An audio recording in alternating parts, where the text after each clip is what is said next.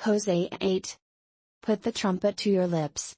An eagle is over the house of the Lord because the people have broken my covenant and rebelled against my law. Israel cries out to me, O our God, we acknowledge you. But Israel has rejected what is good, an enemy will pursue him. They set up kings without my consent, they choose princes without my approval. With their silver and gold they make idols for themselves to their own destruction. Throw out your calf idol, O Samaria. My anger burns against them. How long will they be incapable of purity? They are from Israel. This calf a craftsman has made it, it is not God. It will be broken in pieces, that calf of Samaria. They sow the wind and reap the whirlwind. The stalk has no head, it will produce no flour. Were it to yield grain, foreigners would swallow it up. Israel is swallowed up, now she is among the nations like a worthless thing. For they have gone up to Assyria like a wild donkey wandering alone. Ephraim has sold herself to lovers. Although they have sold themselves among the nations, I will now gather them together. They will begin to waste away under the oppression of the mighty king. Though Ephraim built many altars for sin offerings, these have become altars for sinning. I wrote for them the many things of my law, but they regarded them as something alien. They offer sacrifices given to me and they eat the meat, but the Lord is not pleased with them. Now he will remember their wickedness and punish their sins, they will return to Egypt. Israel has forgotten his Maker and built palaces, Judah has fortified many towns. But I will send fire upon their cities that will consume their fortresses. Hosea 9. Do not rejoice, O Israel, do not be jubilant like the other nations. For you have been unfaithful to your God, you love the wages of a prostitute at every threshing floor. Threshing floors and wine presses will not feed the people, the new wine will fail them. They will not remain in the Lord's land, Ephraim will return to Egypt and eat unclean food in Assyria. They will not pour out wine offerings to the Lord, nor will their sacrifices please him. Such sacrifices will be to them like the bread of mourners, all who eat them will be unclean.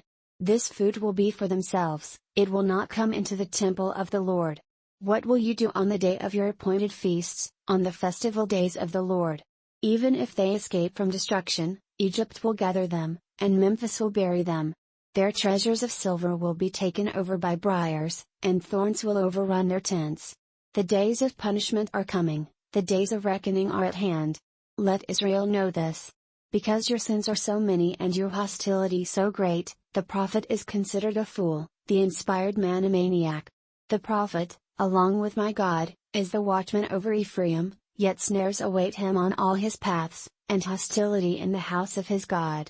They have sunk deep into corruption, as in the days of Gibeah. God will remember their wickedness and punish them for their sins. When I found Israel, it was like finding grapes in the desert, when I saw your fathers, it was like seeing the early fruit on the fig tree. But when they came to Baal Peor, they consecrated themselves to that shameful idol and became as vile as the thing they loved. Ephraim's glory will fly away like a bird, no birth, no pregnancy, no conception. Even if they rear children, I will bereave them of every one. Woe to them when I turn away from them. I have seen Ephraim, like Tyre, planted in a pleasant place. But Ephraim will bring out their children to the slayer. Give them, O Lord, what will you give them? Give them wombs that miscarry and breasts that are dry. Because of all their wickedness in Gilgal, I hated them there.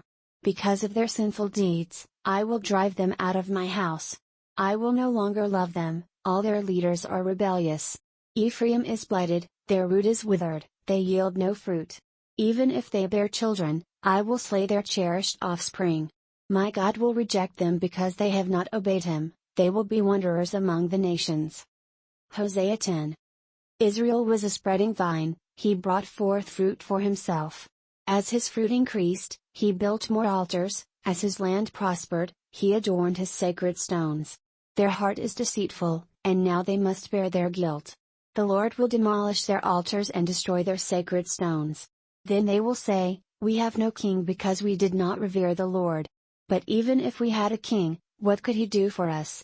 They make many promises, take false oaths and make agreements, therefore lawsuits spring up like poisonous weeds in a plowed field. The people who live in Samaria fear for the calf idol of Beth Aven. Its people will mourn over it, and so will its idolatrous priests, those who had rejoiced over its splendor, because it is taken from them into exile. It will be carried to Assyria as tribute for the great king.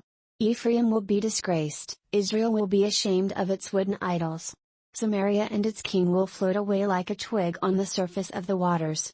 The high places of wickedness will be destroyed. It is the sin of Israel. Thorns and thistles will grow up and cover their altars. Then they will say to the mountains, "Cover us," and to the hills, "Fall on us." Since the days of Gibeah, you have sinned, O Israel, and there you have remained. Did not war overtake the evildoers in Gibeah? When I please, I will punish them. Nations will be gathered against them to put them in bonds for their double sin. Ephraim is a trained heifer that loves to thresh, so I will put a yoke on her fair neck. I will drive Ephraim, Judah must plow, and Jacob must break up the ground. Sow for yourselves righteousness, reap the fruit of unfailing love, and break up your unplowed ground, for it is time to seek the Lord, until he comes and showers righteousness on you. But you have planted wickedness, you have reaped evil, you have eaten the fruit of deception. Because you have depended on your own strength and on your many warriors.